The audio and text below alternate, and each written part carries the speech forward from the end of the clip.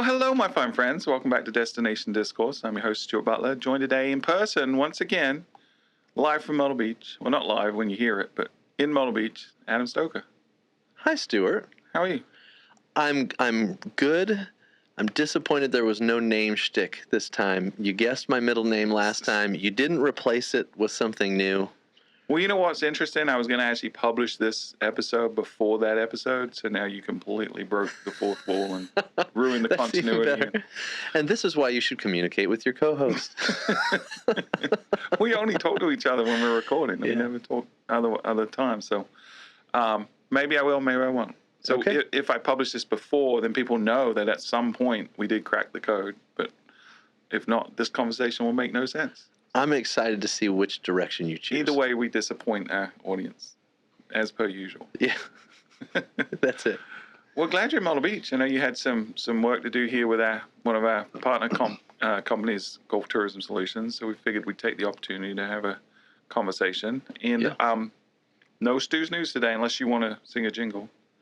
You know, I'll pass today. I feel like, I did that once. Did you listen back to it? It was really bad. It was epic, is what it was. Yeah. If any Desties want to clip that out and just turn it into a meme, that would be greatly appreciated. If somebody clips that and sends it to me, I will play it as one of the Stu's News jingles in a future episode. Okay. Yeah, well, but not you. It can't be you. Okay. Challenge accepted. I got a feeling Caleb or Nate, one of the super Desties, will do that. That'd be good. If they do it, it's worth it for me. Yeah. So I'm having a little hard time with this episode. Okay. Okay. I'm gonna get a little vulnerable, but I want to sort of think through some stuff. So to set this up, Hold on? Can I ask you a question? yeah, If you're intending to get a little vulnerable, yeah, how comfortable are you with giving you a hard time throughout? 100%. Okay. Yeah. Okay. Making Good. fun is my love language. All right. It's totally acceptable. But I recently gave an opening keynote at a conference, and it was for Newport Hospitality. Okay. And it's the first time in a long time I've talked to a hotel group instead of a DMO group, right? And a lot of times when I'm doing sessions, spoken at a lot of conferences, right? But I've never done like a big opening keynote, like setting the standard for the entire summit or conference. And I took it super seriously. And As opposed to just sort of winging it like I usually do, right? Like Okay. if we do a Destination Discourse live, let's be honest, there's not a lot of prep work goes into that. We'll figure out some questions. I mean, I rehearse a lot, but I've noticed that you. Well, that's totally fair. Yeah, don't. But prepare. when you have this much natural talent, it's fine. You can get away with winging it. But I did it on a topic called Scrappy Always Wins. Okay. And you've heard me refer to Scrappy a lot, right? And I'm not the only one that uses the term Scrappy. A lot of people use this term different ways. But for this talk, I really wanted to articulate with clarity what I meant by Scrappy, because I think it can mean different things to different people. And so Scrappy Always Wins is what it was. And I used Claude Cowork to help me sort of plan it. And I used ChatGPT, and I was back and forth between these. And I just sort of threw in some of my life stories, and I threw in like just a verbal diarrhea, I actually used ChatGPT where I just used the dictation function and just talked to it and said, hey, I'm thinking this. And I really workshopped it. And and I actually think I got to a point where there's some value here. And I want to share it with you. The audience, I did the keynote on Monday, went super well, was really happy, got a lot of great feedback. But I want to stress test it with you because I think it's a framework that could really help our entire industry. Yeah. Okay? So it's about being scrappy, and it's about Scrappy Always Wins. So I'm not going to do the keynote, right, because this is more of a conversation, but I'm going to sort of walk you through the beats. Yeah. And I'll let you sort of jump in wherever you feel. Does that sound good? Let's do it. And I don't know how long this is going to last because it was like originally it was like when I timed myself, it was like an hour and 20 minutes, and I had to cut it down to 45 minutes. So I had to cut out a ton. I might bring some of that back in today. I got my phone with me just so I can see the slides so I remember the beats. But I started talking about how disruption is coming, right? Yeah. Like there's no question we know disruption is coming. And I think we're going to see more disruption in the next 3 years than any of us have seen in our lifetime. We talked about that ad nauseum on the show. And I think there's times in your life when you're at a point of no return, and the world that you knew is no longer exists, and you've got to approach it in a different way. I think we're at one of those moments now, right? think we got to value things like agility and scrappiness, and I'll talk about that. So in the keynote, I actually opened up a little bit about my history. And, the Desties know that I have visual impairment, right? I've talked about that. I'm not shy about talking about it. But I actually went into more detail in this, right? And I opened up. And I've never done that publicly before. Well, you've actually never told me. So Okay. I'm interested to hear some of this. Yeah. So I was born with severe myopia, right, which is essentially short-sightedness. Without corrective lenses, I can't see past the end of my nose. I literally can't. I wear contact lenses now. But growing up in working class family in Southeast England, we didn't have access to a lot of resources, and the National Health Service isn't that great. And so I literally couldn't see past my nose for the first 3 years of my life. Didn't have any kind of corrective lenses until I was 3 years old. Wow. And so I would literally watch TV with my nose pressed against the TV screen.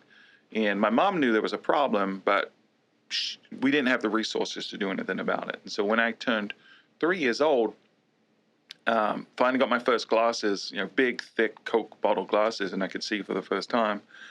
And I left the hospital because that's the way you had to go back then. And I'd ask my mom questions like, "What's that?" And she'd be like, "That's an ambulance." And I'd say, "What's that?" And she says, "It's a mailbox." I'd say, "What's that weird-looking thing there?"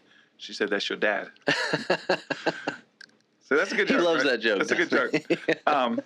But the truth is, I didn't really know what people looked like, and I'd run up and I'd touch their faces and stuff. So like for the first, I think in part this is why my brain works the way it does, because I can really visualize things in my head really well. And it may be because the first 3 years of my life, I literally couldn't see past my nose. Everything else was a blur. So fast forward about 2 or 3 years, as 5 or 6 years old, all of a sudden I just stopped working. I just put down the pen in school, and I was a good student. I was a very enthusiastic student, probably a little too much energy, probably asked too many questions. But I just stopped working one day, and the teacher pulled my mom in, and my mom was like, "What's going on? Why are you not working?" And it turned out what had happened was there was a lady had come in to do colorblind tests for everyone. And so, the colorblind tests where there's like a little circle of dots. I can't see any of them. So it turns out, in addition to myopia, I also have a form of cone dystrophy. And cone dystrophy is the cones in your eye are what helps you differentiate colors, right? And so I'm severely colorblind, and it's a degenerative disease as well. And so, does that mean you see color less and less over time? Yeah, potentially. Okay. Right. But I can sort of tell the difference between lights and darks. But like, if you show me a bunch of greens, browns, reds, pinks, like greens, reds, like Mario Kart's really hard for me because I don't know if I got a green or a red shell. So sometimes I think it's red, and I'm all excited, and I fire, and it just goes in a straight line, and I get really pissed because I missed the person. But the person doing the test, who should never be allowed to, probably don't now, they're probably long retired because a long time ago, but they should never be allowed to talk to kids again, because they told me I wouldn't be able to do any of the things I wanted to do. Because at the time I was 5 and I wanted to be a fireman or a policeman or an army man, right? The things. And they're like, "Oh, you're not going to be able to do any of that." Ugh. And so I, as a 5, 6-year-old kid, was like, well, what's the point, right? And I just literally stopped working. And so my mom taught me such a valuable lesson at this point. She sat me down and said, "Listen, I don't care what she says. You can do anything you want to do. If you want to work for the police or the army, there are jobs there you can do, right? And there'll be jobs in the future that don't exist today that you'll be able to do." And so the lesson I took from my mom at 5, 6 years old was, don't let other people set your limits, right? Don't allow other people to put you in a label or a category that limits you, right? So this notion in my head, don't let other people set your limits, became like my operating system. And I just took it to heart. And so the problem was I took it too far. I took it as I did not have limits. So if you fast forward to like 11, I was told I wouldn't be able to play on the soccer team because I had these big, thick glasses. It's before the technology exists to be able to wear corrective lenses without harming yourself or other people. And eventually convinced them to let me play in goal because they wouldn't let me play on field. I let them play me in goal. I ended up being a pretty good goalkeeper. I just strapped glasses to the back of my head, and I would sometimes save the ball with my face. I broke so many pairs of glasses. It was ridiculous. But I went on to be the captain of the team, and like we were a decent team, right? So I just built this. My brain got wired to, I'm going to win anyway. No matter what happens, I'm just going to find a way. No limits. So then I went get a bit older, and it's college time. And no one in my family grew up very working class. No one in my extended family had ever gone to college, right? It was unattainable for us. It wasn't expected. No one was pushing it. And I'm like, I could do college. Why? If other people can do college, why can't I do college? So figured out how to apply, did all that stuff, like on my own, like very scrappy. And instead of just going in and enrolling in just a regular degree, I mean, I ended up enrolling physics with space science and systems. I'm like, I'm going to do college. Let's do rocket science, So this is where it sort of takes a turn, because now I'm like, I am untouchable. Like, I came to the States, I started entry level, I was working my way through the company, I was like getting promoted, like just crushing life. And then in my late 20s, early 30s, I had a 2-year-old and a newborn baby. And I was at the point where my cone dystrophy had kicked in. So I was beginning to lose the acuity in my eyes and in the central vision. And I was learning to navigate the world through my periphery. And I should not have been driving. 100% in hindsight, I should have stopped driving by this point, because I'd worked hard to be able to drive. Yeah. Like, I'd done a lot of exercises with my eyes to get to 20/40 vision, and eventually was able to drive. And I remember it was a spring day evening, and I was coming home from work, my 2-year-old and my newborn in the back of the car in their car seats. And I was on the last road before I got to my house, and the sun was low in the sky. And it was spring, so there was a lot of pollen, and the windshield was kind of dirty, and I just couldn't see. But I'm like sort of squinting, sort of trusting. I know the road, I know what I'm doing. Not going too fast, like 35 miles an hour. And I pull into the median to take a left into my neighborhood, like literally right at the doorstep of my neighborhood. And all of a sudden, there's a car had broken down right in the median facing me. And I was feet away from a head-on collision that could have ended my life and my kid's life. And I slammed on the brakes, and I pulled the steering wheel as hard as I could. Luckily, there was no one to my side. And I literally missed this car by millimeters at most. Like, I don't know to this day, by the grace of God, whatever, but I didn't have a head-on collision. And I went home, got the kids out, sat in the kitchen for what feels like hours. Was probably only a few seconds or minutes, and my wife came in, and she could sense something was wrong, and she said, "What's wrong?" And I said, I'm not going to be able to drive anymore. I just almost killed myself and the boys, and it's not worth it, right? It's not worth it. And so she was totally cool. She's the best wife, and she understood, and she said, "We'll figure it out. It's not a problem." But I kind of went into a bit of a depression after this. Like, it was really hard, because for the first time since I was 5, something was telling me I couldn't do something. Yeah. And so I spiraled a little bit. And it took me months to really come out of this. The hardest part, honestly, was going to the DMV the next year. I hadn't been able to drive for over a year, but my license was expiring. And so I had to give up my license, actually hand it in and get an ID instead. Right. And it's silly, but there's like the IDs in South Carolina. If you don't have a driver's license, there's a big photo and a small photo. And on a license, they're one side, and on an ID, they're the other. So now I'm different. I'm labeled as different. And I see labels as limits, right? So now I'm back in this space thinking, well, maybe my mom's wrong. Maybe there are limits. And maybe there are things I can't do. And so it really challenged me. And, I'm not someone that sits around and is just going to let life happen to me. So I was doing a lot of research, trying to figure out the technology related to the condition I have. And I came across a journal, and the guy said, I don't remember who it was or what the journal was, but it said, people with this condition will have a reduced quality of life.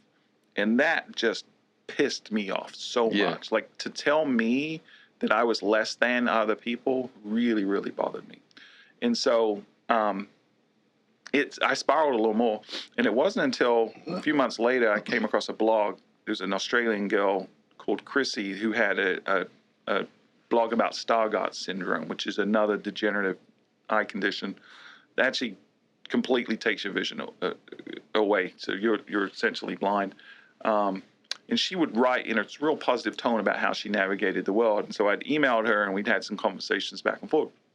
And she said something that reminded me of a couple of things. And what she said was, listen, you're focused on the wrong thing, right? You're focused on the fact you can't drive, but you can still get where you're going to, right? You can get, and the purpose of driving is to get from point A to point B.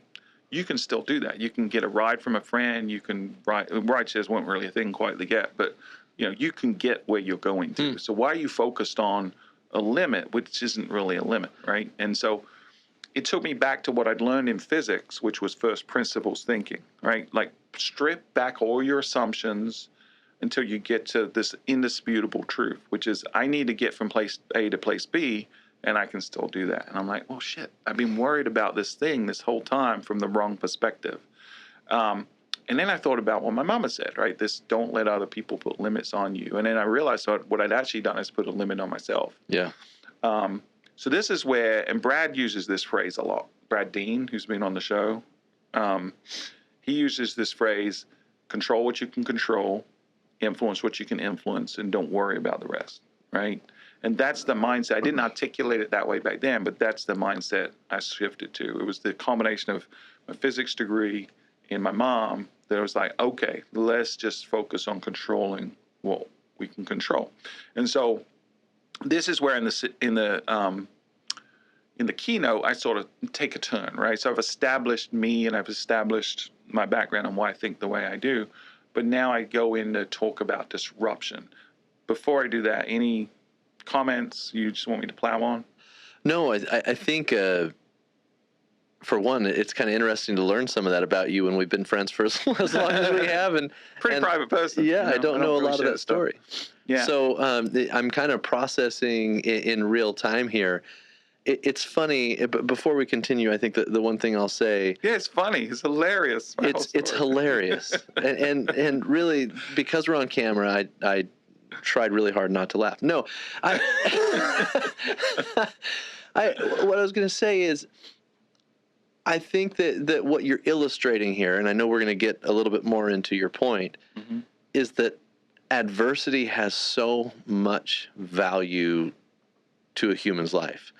And it's such a paradox with, especially you and I are both parents, and we've talked about this with our kids, that there's a big part of parenthood which is trying to give your children a better life than you had, and in the process you actually give them a worse life than you had because they can't overcome. Get the hard knocks, right? You overprotect them and you don't let them learn and mistake. Our job as parents, as much as anything, is to teach our kids resilience. Kids don't get resilience these days. Yeah. And so letting them fail in low stakes environments is absolutely our job. And so when we do everything for them, we're actually doing them a disservice. Yeah. Yeah. My mom could have taken the opposite. She could have wrapped me up in cotton wool and not let me go out and potentially fail with the soccer team, but she didn't. She was like, no, you're just like the other kids.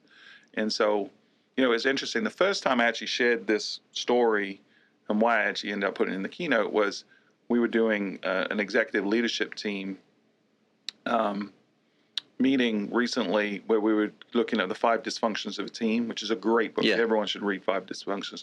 And it starts with trust. And so one of the trust exercises was we shared a bit about our childhood that influenced who we are, right? And I'm known in the office of kind of a pain in the ass, right? This concept of, you're surprised by this? In the office and by our agencies, right? But never satisfied. I got this win anyway, no matter what spirit, and I don't stop to celebrate. I'm always on to the next victory, right? And I shared this story with the team because I'm like, this is why I am the way I am. 100%. There's not a doubt in my mind that my environment and my mom's influence led me to be hyper competitive, don't settle for anything, and do not tolerate excuses. Because there are people in this world where absolutely the world happens to them. And shit happens to everyone, right? It's how do we respond that really defines who you are and what your character is. Yeah. And so you can fall down and be crippled by the weight of life, or you can choose to resist and overcome, right? And so I'm someone that I don't have a lot of tolerance for people that don't try to overcome. It's a flaw of mine. I'm trying to work on it. I need to have more empathy. But so in the keynote, I turn, right, and I start talking about all the disruption that's coming. I show them a big word cloud of all the things that are happening and restate that massive disruption. If I'd had more time, I would have gone into the types of disruption that have happened in the past with the Industrial Revolution, when whaling industry was obsolete overnight and stuff like that. But I had to cut it. But I told him, I was like, listen, my biggest fear as a hotelier would be that within the next few years, it's possible my website's irrelevant, I don't own my guests, and my job is obsolete. Like, that's a real possibility. And then I joked with him and I said, and that's the end of the talk. I'm like, that would be the worst keynote ever. It's just like set up like the problem. But then I start talking about scrappiness, which is the point of this, right? So scrappiness means a lot of things. I think it's about mindset, right? I think scrappiness is about having a mindset, which is that win anyway mentality. And when I talk about scrappy, I'm not talking about doing more with less. I'm not talking about cutting corners. I'm not talking about winging it. That's not the kind of scrappy which does get used that I'm talking about. So this is where I try to articulate what I mean by scrappy. So if you look at the dictionary, there's sort of two definitions of scrappy. One is feisty, like Scrappy-Doo, feisty, right? Win anyway, almost a naive confidence to stuff. But what it is really is it's a willingness to try and a willingness to fail, right? There's that side of what scrappy by definition means. Then the other is more made of scraps, like pieces of stuff, right? And in this context, I'm thinking a bit more of, hey, having information or resources that aren't typical for my situation, looking outside of the box instead of inside the box, joining the dots that might not always be joined, right? Steve Jobs is a great example of this. Steve Jobs, before he dropped out of college, had to audit a calligraphy class, and wasn't something he chose to do. He was put in to audit a calligraphy class, and he learned about the importance of design and aesthetics.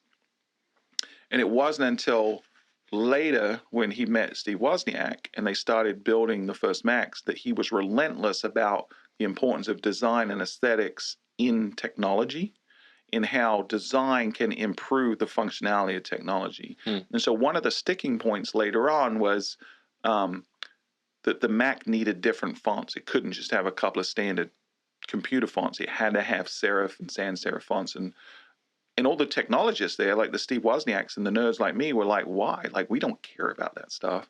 But Steve Jobs was relentless because he'd learned from something outside years before, right? And that Apple would just be another Dell today if it weren't for Steve Jobs having that outside perspective. And if you look back throughout different industries, some of the biggest innovations that have come from other industries have come from people that enter the industry from outside, right? It's happening with PGA right now. The PGA Tour got a new CEO that came from another sport, and he's coming in and bringing that influence to the PGA. So often you need an outside perspective, either that you've gathered as a scrap or you bring someone else's, right? So this is the creativity part of Scrappy, right? So those are the two technical definitions. So what I've boiled those down to is, first one is courage. You need to have the courage to try something, and you need to have the imagination to wonder what could that thing be, right? And to be creative in joining the dots of what that could be. So that's my new definition of Scrappy. It's a combination of courage and imagination. And what that leads to is you being able to challenge the status quo. Yeah. Okay. So that's the framework. I like it. Any response to that? I would say that I agree with that definition, especially in the applicable sense, right? Like, okay, how do you use scrappiness in whether you're in your career or solving some other problem, right? I think the combination of courage and imagination is a pretty good definition. I like that. Yeah. Have you ever read the book by Michael Easter? It's called The Comfort Crisis. I have not. So it talks a lot about how, as humans, we were originally, designed to go out and hunt and to have to scavenge for our food when we needed to, and we were nomads in a lot of cases. And he talks about how, because there's so much comfort in today's day and age, which is kind of funny because I think we also have more depression and anxiety and all those kind of things. Because we have more comfort. Because we have more comfort. We haven't built the resilience. And again, it's that paradox, right? Of anytime I'm comfortable, I'm actually not progressing or growing. And there's a switch inside of me as a human that when I'm not progressing or growing, I'm unhappy because of that. And so when I'm not challenged, it's a bad thing. And so the whole point of... We always look for the enemy, right? We're always looking for the enemy. And if there's not a real enemy, there becomes an imagined enemy, or something that would traditionally wouldn't be an enemy becomes an enemy. Exactly.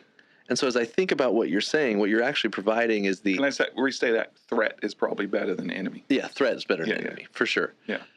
But what you're providing is essentially the antidote to a lot of the unhappiness, a lot of the disappointment that a lot of people feel because they're too comfortable. And yet your brain, like that's kind of a subconscious thing. What your brain actually tells you to do is, the problem is you need more comfort.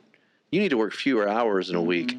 You need to, sleep more. You need to get more sleep. You're not getting enough sleep. And so on and so forth. Like, your brain is going to tell you need more comfort when the antidote is to be scrappy. You need to eat more food because you get the endorphin hit. You need to scroll more on TikTok because you get the endorphin. You need a break. Yeah. And you earn it, yeah. So I don't think Scrappy alone, that framework works on its own, because it could get, it's a little woo-woo, right? Sure. Just on its own. So I think you need a couple. I'm sorry? A little woo-woo, right? Like, just out there. You're looking at me like that's a bad word. Does that mean something? If I heard somebody refer to a little woo-woo... it's not sexual, so don't even try to... Sexual? I don't know where you're going with this. Like, it just means out there, right? Like... Yeah. Hippy-dippy. Is that Oh, hippy-dippy. Well, why didn't you say so? Okay. What would you call? What's yours? I'm still trying to figure out what you're trying to say. No, you mean it's just kind of like ambiguous. Yeah. Right? To put it in like adult terms. Ambiguous, but also like a little bit of fake science. Like, it's not real, right? Yeah. Right. So a little woo-woo. Yeah, exactly. Hippy-dippy. So I think the first piece of the framework that you have to have is, whatever your profession is, you need to be obsessed with the customers you're serving, right? The decisions you make within this framework have to be in their interest, not your own interest, right? With hotels, that's the guest, but it also extends to your coworkers, right? Because if your relationships were better. So I think to be obsessed with the people you serve has to be at the top of any decision tree that you make. That's like the prerequisite that you're making decisions. The example I gave them was, like, there are hotel GMs that sit behind a spreadsheet, and they can look really good in the short term because they'll save money, right? They'll go and they'll say, well, we'll cut the hours on the pool deck, or we'll use cheaper soap, or we'll cut the quality of the linens because it's a little cheaper. But sooner or later, what happens is your P&L looks good for the first 6-12 months, but then people will begin to notice, and they'll say, this experience didn't meet my experience, right, or my expectations, or it's not as good as it used to be. I'm less likely to come back. I'm less likely to tell my friends. I'm less likely to leave a review that the rest of the world can see. And so it has a trickle-down effect that essentially means your demand decreases over time, and now your costs have gone down, but also your revenue, and eventually that's a doom spiral. Yeah. And so the best GMs in hotels are the ones that spend a lot of time in the lobby, on the pool deck, interacting with the guests, talking to them, understanding their needs, meeting their needs. Like an example, I was actually at this conference, and one of the people were talking about how great the hospitality was at the hotels, the Ellie Beach Resort in Myrtle Beach. And I said, well, can you give me an example? And they said, yeah, one of our attendees has a CPAP machine and forgot to bring distilled water. It's 9 o'clock at night, what can we do about it? Some hotels would say, hey, there's a grocery store down the corner. The GM actually went out and got some distilled water and brought it back, and brought some extra so that they have some handy if other people need it. That's great. Right? No inconvenience for them. Didn't charge them for it. It was a surprise and delight moment that person's going to talk about to 50 people. Yep. Right? And so that's the hospitality piece in hotels. And I think it can be with us too, with our members or how we're structured. But you've got to be obsessed with the people you serve. Like the decision you make has to be that. So I think that was a Scrappy solution to the problem because they were focused on it. So I think that's the first one. The second is this stuff's not easy, right? Being scrappy can create the feeling that literally is pain to some people. Yeah. Like doing something new is painful. And I had a mentor when I was in my early mid-20s. His name was Jib Woodring. He's since passed. But he was a big influence on me. He came from retail into the golf space, and he had a lot of disruption. He's really single-handedly, I think, changed the golf package environment. He invented digital, being able to book room and golf together here in Myrtle Beach. He's the first guy to do it because he came from retail. So that's another example of Scrappy. But he would get me to do the most asinine, laborious tasks, like looking through and sorting through all this data to find insights. And it was took so much time. And we would occasionally find insights that were valuable that we could apply, right? And it made iterative improvements for us. And one day I said to him, Jim, this is so much work. We don't need to do this. And he said, that's the reason we need to do it, because it is so much work. I know that our competition's not going to do it. We should be willing to do more than our competition's willing to do. The hard stuff is what will differentiate us. And I always took that to heart. And so we internally refer to this as a cute little phrase, right? And I had a nice slide with this too. We call it hugging the cactus. Okay. So if someone's complaining that they want to do, that we need to do something, but it's too much work or it's hard or I've never done it before, we say just hug the cactus. Hug the cactus. Like embrace the difficulty of it, because the benefits of that are going to be clear in the end. So you have to be scrappy, you got to learn to hug the cactus. You got to be comfortable being uncomfortable, because 70% of the time you're doing stuff, you're uncomfortable with it because it's not stuff you've done before. So you got to develop this resilience in your brain to say, I'm willing to try the things I've not tried before. So that's the second piece. Okay. Anything there? No, I kind of want to hear the rest, and then what I'd like to do is narrow into DMOs specifically, and like, okay, how do we apply this? We're going to get there, all right? So there's two types of ways to approach Scrappy in my mind. One is a top-down approach, one is a bottom-up approach, right? So think bottom-up is first principles. So first principles we've already established is when you strip things down, you eliminate the assumptions, and you get to something that's indisputable. And so the example I gave with them was the Fuel Hotel Marketing Podcast, which is my podcast before we did this one when I was on the hotel side. Your second favorite podcast you've ever done. My most successful podcast I've ever done. Yeah. So this is 2014, 2015. Serial had just come out. Podcasts were just beginning to hit the mainstream. We were all listening to podcasts in our world. And we had a problem. The problem was that paid media wasn't as effective as it used to be. It was really hard for a small agency to continue to spend money on paid media effectively with a good ROI. And so we needed a different approach, a scrappy approach. And so we went back to first principles and we said, well, what does our customer need, right? We said, where are they and where can we reach them? And so we said, well, what would we need to do to have a podcast? We'd not done a podcast before.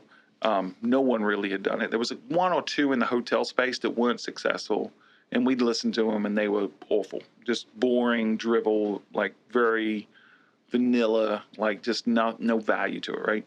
And so we said, right, if we're going to do a podcast, we know we have the content, right, because we've already having these conversations in our office, so we know we could record that.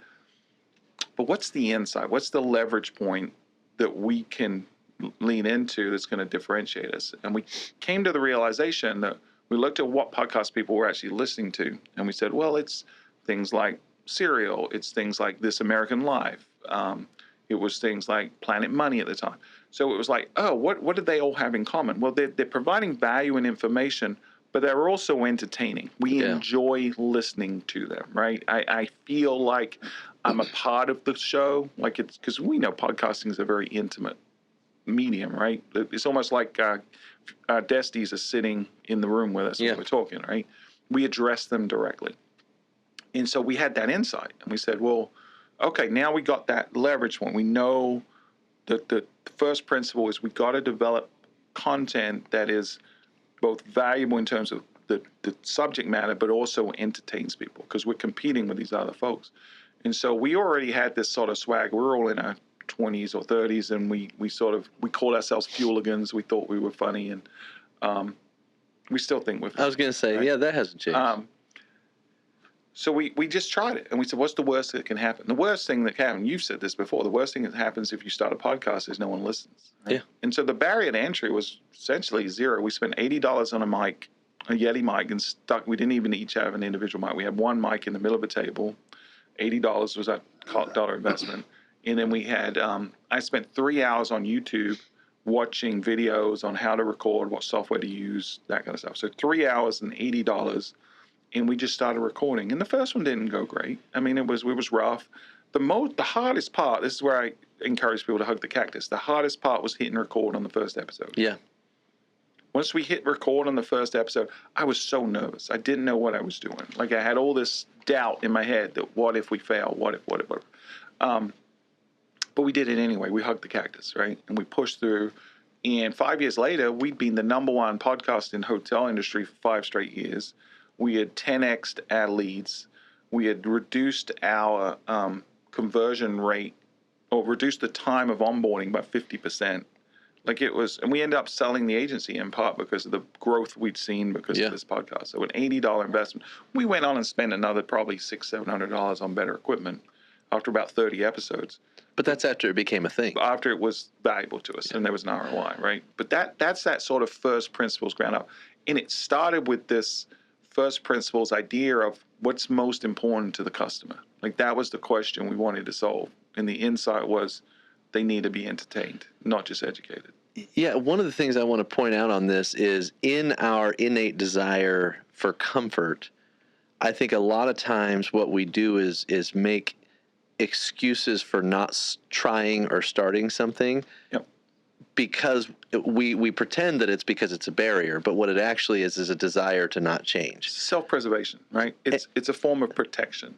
Yeah. Because anytime there's risk, there's potential harm, and when there's harm, then we're going to try to avoid it. But you just said the hardest thing to do was press record on the first episode. Yep. Why? Because everything before that was, in theory, what are the problems we could run into? Mm-hmm. But then once you press play, it's a thing that can evolve based on the experience that you're having or what you're learning along the way. Mm-hmm. And you actually don't learn anything until you start whatever the thing is, the scrappy thing that you're going to do. And so all the discomfort you felt leading up to it, all the analysis paralysis and stuff that was happening until then was all theory. And the moment you put it into practice, it's not theory, it's learning. Yeah. And you can't learn until you try. Yeah, it's true. And I think the real risk came once we published, right? But because it exposes us, right? Once we put things out into the ether, then we open ourselves up to criticism. We open ourselves up to being exposed as frauds. You know, everyone has imposter syndrome. So what if I'm not as smart as I think I am? What if people think I'm stupid? What if I say something stupid, you know? Like, that's the threat in something like a podcast. Obviously, you and I have kind of got past that because we've both done other podcasts, and now we'll say any ridiculous stuff. Yeah. Plus, we've said so much stupid stuff, it's hard to find the stupidest thing you ever said. It's a signal and noise thing in our advantage, right? Yeah. There's so much stuff out there. But I think this first principles thinking is something we try to apply to a lot of our projects here, where it's like, how do we go back to the original? Matari Best is another example of a campaign where we went back to first principles, you know. Another one is the Q in Myrtle Beach, you know. So there's tons of them. So that's one. The other is, so that's the bottom-up approach for being scrappy. The other is the top-down, right? And the top-down is what I've referred to before in the show. I'm not the only one who uses this phrase, but cathedral thinking. Right? Yep. You think of something so big and beautiful that's going to take a long time, but eventually it's going to be brilliant. And even if you don't get all the way to the end, just making headway towards it is positive movement. And so with us, obviously, it was the whole autism and sensory-friendly travel stuff, right? When I came to this job almost 5 years ago, I knew that the Myrtle Beach area was sensory-friendly. We'd done a lot of work here. Champion Autism Network had done a ton of work here. And we had a good experience, right? But not enough people were enjoying it. And then I came across that stat that I've talked about on the show before, that 87% of families who have a member on the autism spectrum don't travel. And so I'm like, this is not acceptable. Like, we need to make a dent in the university. Like, we need to fix that number. Like, if Myrtle Beach benefits from it, great. But that's not the reason we're going to do this. The cathedral we're building is we're going to unlock travel for millions of people. The 1 in 33 people that now are diagnosed with autism, the 75 million families living with autism today. And so we said, we can't do that on our own, and we can't do it all at once. So let's start with cathedral thinking. It's about, how do I lay a foundation today that I can build off of? Yeah. And we need to think it that way right now, because say we had this conversation the other day, say we're building a new website. We don't know what the future is for websites. So why would I build a static traditional website today, not without the agility to know where it's going to go? So we built this into at Autism, a sensory-friendly thing. But like any big project, I'm a believer, whether you're doing a brand rollout, whether you're communicating anything, you start inside and you work out, right? So with our autism awareness stuff, we wanted to start internally within Myrtle Beach. So we developed the sensory-friendly pledge, was the first thing. Very low lift for us. We said, hey, businesses, we'd love for you to say, hey, I'm on the team and I want better resources for people with autism or neurodiversity. And so we got a couple of hundred businesses signed up for that. And then we said, okay, now you're committed. We want some of you to train your frontline staff. Some already had, but some hadn't. So we got, I think, close to 2,000 total frontline workers have been trained at this point on how to recognize autism, how to cater to needs and things like that. But more importantly, we turned that into an earned media thing where we're like, hey, we're sending a signal to the world that Myrtle Beach is open and ready for business, and we're committed to this, right? So that was sort of first foundation. But then we're like, okay, well, now we need to communicate more with the autism community, and we need something that we can talk about with the autism community. I don't even remember who came up with this. We're like, what about a children's book, right? And we're like, well, do we know how to make a children's book? Like, we've not done this before. Our agencies haven't done this before. And most DMOs would go to the agency and say, let's make a children's book. And it would be very self-promotional. And we said, absolutely not. We're building Cathedral. We're doing the long game here. I don't care how long it takes. My non-negotiables were, this has to be someone that's already an author that knows how to write children's books. We're not going to have our agencies write it. We're not going to write it. It needs to be someone that is connected to autism. They understand autism. Yeah. Right? And it needs to be someone that loves Myrtle Beach. And that last one was probably a wild card, but we were like, this would be important to us. And it literally took us over 7 months, because that Venn diagram of those three things is very small, right? And we eventually found Linda and her son Tyler, who is on the spectrum. They'd been coming to Myrtle Beach for 20 years. She'd already written children's books targeted at the autism community, and she was an illustrator, which was a bonus. And so she could actually illustrate the book. And we told her the first conversation we had is, hey, we want to pay you to write a book, but we want you to write the book. We're not going to write the book. We're going to sort of look at it, and we may give you some feedback, but we want it to be your book. We don't want it to be a promotion of Myrtle Beach. We want it to be set in Myrtle Beach, but we want it to have the purpose of helping children and parents cope with the stresses of travel, like identifying the problems, the barriers, and to address those in the book. So that was the brief. And she wrote an amazing book. We took time. We went back and forth. We changed some things. But we created Splish Splash Squawk, Finding Joy in a Sensory-Friendly Vacation. Available now on Amazon if anyone wants to read it. But it took, like, literally start to finish, probably close to 2 years for that project, Didn't have to spend a ton of money, It wasn't insignificant, but all in, it was probably less than $10,000, to get this project done. But then we took the real big swing, right, which was obviously traveling the spectrum. Yeah. And season 2 out this week. Season 2 is about to launch. Season 1 now available on YouTube, by the way. So it was on Peacock before, but now, and season 1 is still on Peacock. Season 1 is now available on YouTube. You just search for Traveling the Spectrum or go to the Beach Easy YouTube channel. But we'd never really done much with TV. We dabbled with a couple of shows, but we didn't know how to go about this. So we partnered with someone that did. This is where the Scrappy comes in. We went and found someone that had that scrap we needed, the ability to make the TV show. We didn't have the hubris to think we could do it on our own. So we brought in experts. In the case of Linda with the book, the workshop with Traveling the Spectrum. And we believed in it so much that we built the show before we had a distribution strategy. Yeah. Right? That's kind of the courage and imagination part in action. We had just stupid belief that we would get there. And I literally spent over a year talking to Netflix and Amazon and Peacock and all these streaming services and just getting door after door slammed in my face, like repeatedly. They're like, it's great, we love it, it's just not what we're looking for. And it was heartbreaking. And I think other organizations would have given up at some point, right? But we refused to give up. This is the courage piece, right? We said, we're going to keep going. And then one random day, we got to the right person at Peacock through pure persistence and relentlessness. We found a person at Peacock that had a connection to autism. And she said, I love it. We can publish within 3 months. And we're actually going to pay you to publish it.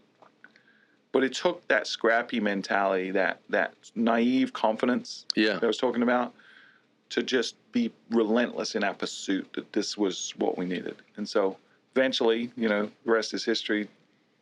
Traveling Spectrum became a phenomenon. We got all these awards, Emmy nominated, all these accolades. And more importantly, the data I've seen more recently on how many people with autism don't travel, the numbers have dropped precipitously. And I'm not saying it's just us, right? I think we're a part of a movement. We catalyze, we encourage. There's a lot of other destinations have really done a good job. Mesa, Arizona, some places in North Carolina have really done a good job around sensory friendly. But I got to believe in my heart that in part we influenced some of these folks, right? We encouraged them to strive even more and make more noise about it. Well, think about that, though, because you said, well, I imagine maybe we made a difference. But this is the thing about having the courage to start the project is how many influencers did we get involved in sharing season 1 when it came out? Yeah, how many? Tons. I mean, how many of the families that were in the video, we changed those individual lives for sure. Every one of them, yeah. And now we've shot 3 seasons, so those 9 families' lives have changed forever. Every one of them left a different person, Yeah. And in the talk, I actually show a video of, so one of the families in season 2, they have a young daughter called Mila, and the mom, after she left, posted on Instagram a video, just like unbelievable response to how her family, and especially her daughter, felt like they belonged, felt like they actually weren't judged, that they had a place that was safe and that they could be normal, quote unquote normal, And so even that one family would have made it all worth it, right? But it wasn't just that one family. It was the 9 families. They all fundamentally changed the direction of their lives, plus the thousands of emails we've received from families that say this has inspired them and that they're willing to take a risk on a vacation now that they weren't before.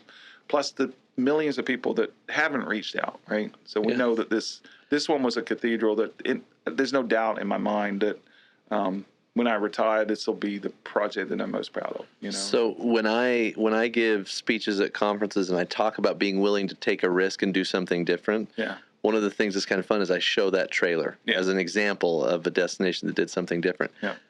People clap at the end every single time. It's amazing. Every single time.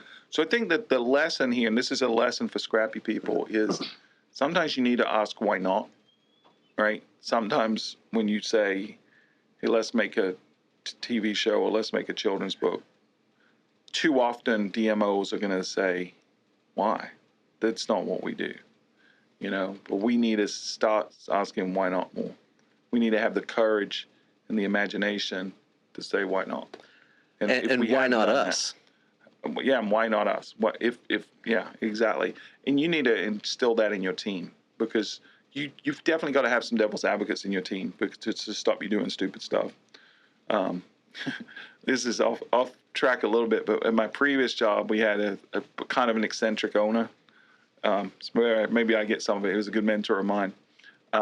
And there was a period where Myrtle Beach had a couple of shark attacks in like a space of a week or whatever. And it was big news because everyone gets excited about that. Even though, fun fact, more people die every year from vending machines falling on them than from shark attacks. That's actually true. But his idea was, let's give people a reward because it's so unlikely that we'll have another shark attack. let's pay a $10,000 reward for anyone that gets bitten in the next 7 days in Myrtle Beach. And I'm like, that's one where you ask, that's probably not a good idea. Why would we do that? Because people are going to go. The incentives. Yeah, the incentives. I would do a lot of crazy stuff for $10,000. So you can imagine people like cutting their legs or putting meat on their leg or whatever. Anyway. You heard it here first. Stuart will do just about anything for $10,000. You're right, I would. So the ask why not's important, and surrounding yourself with people that ask why not is important for scrappy people to be successful. So this is where I sort of laid the table, but then I related it to, in this case, Newport, and I talked a lot to them about changing their mindset for the upcoming conference, and pointing out that the scraps piece, the joining the dots piece, I used to do conferences wrong. I used to go to conferences and I'd go to all of the sessions of the stuff that I was most interested in and that I knew the most about. So I'd go to the marketing track, right? And I'd go there and I'd be bored because it was all stuff I already knew, or it would make me feel good sometimes because it was reinforcing what my conceptions, but I wasn't learning. Right. So now when I go to conferences, I try to go to the ones that I know least about or the ones I'm less interested in, because I don't know when I'm going to find information that's going to be useful that I can join the dots. Right. So I think that was one thing I told them. And I also asked them a question. How many of you are in marketing? Right. And this is an audience of GMs and sales folks and all the people you would have met. And like maybe 10% of them put their hand up that are in marketing. I said, you're wrong, guys. Every one of you should have your hand up right now. And then I talked about our conversations we've had about what is the brand, right? The brand is, we're slightly different on this. Yeah. You've talked about it being the touch points, the sum of the touch points. I think it's the sum of the delta between the touch points and the expectations. And I went into detail about what I meant by that. And then by the end, I'm like, so now how many people are in marketing? And everyone went up, because I was talking about real experiences. When you come to the check-in desk and you've been driving 9 hours and your wife's grumpy at you, your kids are wailing, you expect, friendly service. You expect a timely process. You expect your room to be ready. You expect that room to be clean. Like there's all these touch points that different people have had an influence on. IT, front desk, housekeeping, whatever, GM. That is all related to marketing. Because if you get those steps wrong, and the expectations aren't met, then people are less likely to return. They're less likely to tell their friends. They're less likely to leave reviews. So you're all in marketing, and they're like, I get it. And then going through what else? So then I reintroduced that framework. So the framework to reset it for our Desties is scrappiness is a mindset that everyone has to have, because it's the only way to be agile enough moving forward with all the disruption that's happening. And as a reminder, scrappiness is the combination of courage and imagination that leads to challenging the status quo through the lens of being obsessed with the customer, and then don't forget to hug the cactus. So that's sort of that's the full framework. And then I sort of went and tied it into, I usually end on like going back to the don't let other people set your limits, like that kind of inspirational stuff. And then I would talk about something like a Qui-Gon Jinn quote, like your focus determines your reality. But in fact, with these guys, with Newport Hospitality, they had one of their founders who'd passed away a couple of years ago. He had come up with this quote, and I thought it was pretty cute, but it is, life is a bouquet of consequences. And so basically, and that's good and bad, right? Yeah. And so your life is a bouquet of consequences. And so the decisions we make, the things we focus on, the things we choose to put our time and energy in, can either end up with beautiful roses or something pretty pitiful, right? And so then I finished on a big bouquet of flowers and said, and don't forget, scrappiness always wins. And then it was, the house came down and everyone was hugging, crying, and high-fiving, and it felt really good. Yeah. But that's the framework, man. So, I like it. Yeah. Push back. Tell me where I'm wrong. I don't even know that I would necessarily push back, because I think scrappiness is what we're going to need to be successful in the next 5 years with the way technology is changing. You and I have talked a lot. Is a website even going to be tomorrow what a website is today? No, unequivocally. Yeah, is marketing even going to be a thing with the channels that are happening? And there's so much that's going to change. The only thing I can guarantee to anyone is that it's going to change. Yeah. And those that have scrappiness instilled within them are going to be prepared for change. Yeah. And those that don't, won't. And I actually want to tell you about one of my biggest leadership failures, if that's okay. So anytime I hear that you failed, it's great. So. Perfect. So in 2016, I bought the agency from the previous owner that eventually became Brand Revolt. And when I bought it, we went through the process of developing our core values, our mission, and all that kind of stuff. And core values for me, when I did it, one of the things that I said was a non-negotiable, because we involved the team in the creation of these core values. But one of the things that I said was a non-negotiable was Scrappy. That had to be one of our core values. And about 2 or 3 years later, I actually had a woman come to me, and she said, in our organization, right? And she said that she felt like Scrappy was inappropriate because it had male connotation, right?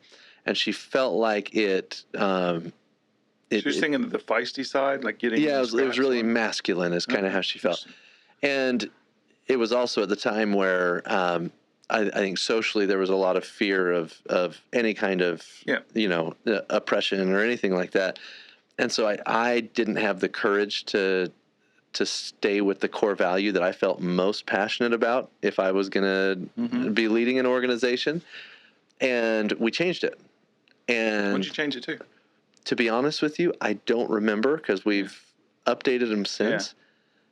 But I just remember being so disappointed in myself, so disappointed in the organization. And the organization became less scrappy. Yeah. Like when you remove it as one of the core tenets, you lose it. You're giving permission to people to not do it, And if I could go back, that's one of the key things that I would change is I would never have let Scrappy disappear. Did you define it for them? We did. You said Scrappy. Like, how did you define it back then?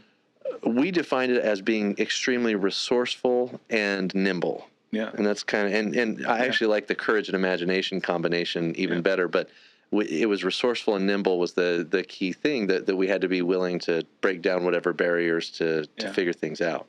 Yeah. And we lost that. And it's actually taken years to get back to the point where I feel like I've rebuilt a fully Scrappy team. Yeah, your team's very scrappy. It's one of the reasons we like working with them. I'd say more scrappy than most agencies. It's taken a lot of rebuilding to get there. Because once you let scrappiness be lost as a cultural element, your organization can't. Well, if you pay me $10,000, I'll come and I'll inspire them all with my framework of what Scrappy is. So. We were hoping to have you. Anything for $10,000. Yeah, we wanted to watch you strap some meat to your leg instead. I'll bring the whole team out, and you go stand in the ocean with some meat on your leg. This is what Scrappy is. Yeah, that is a form of Scrappy. Yeah, I'll tell you another version of a bad idea that same guy had off air because there was some crazy ones. Well, thank you for indulging me. This is good. I just, and I'd love the destination to weigh in too, what they think about this framework. And again, it's courage plus imagination, which leads to willingness and almost permission to challenge the status quo, being obsessed with the customer, and don't forget to hug the cactus. That's the framework. And for everybody that's listening, I want to say I endorse this as your message. Mm-hmm. However, no, there's no however coming. Okay. If every single member of the destination marketing industry is not scrappy in the next 3 years, organizations will be damaged and jobs will be lost. Yeah. And I just can't stress enough. We're past the point of talking softly about this. There's a reason this is your keynote right now, and there's a reason it makes a lot of impact. Is because scrappiness is what's going to help people be nimble enough. Yeah.